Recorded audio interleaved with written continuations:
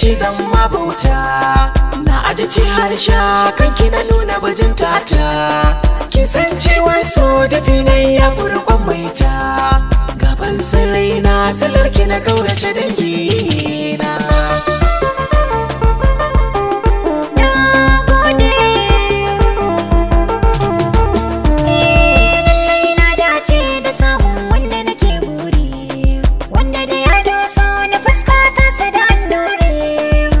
cikin su samari shi ne ya fi alkhairi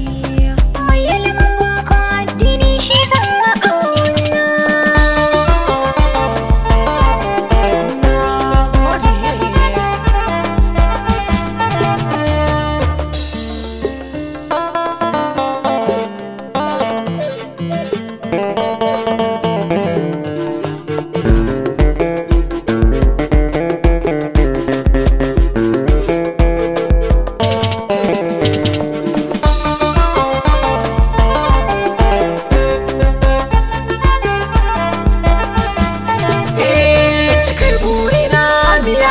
su har kauna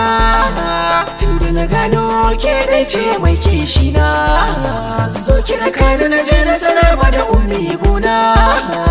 a ranar auren mu da ke a gida ɗaya da ni mun sauna na yau dace yanzu dai kai ne nawa kai mun furcin da zuciya ke son furtawa har wani sanyi a jikina ya ratsawa wai yau ne ce amarya kai angona.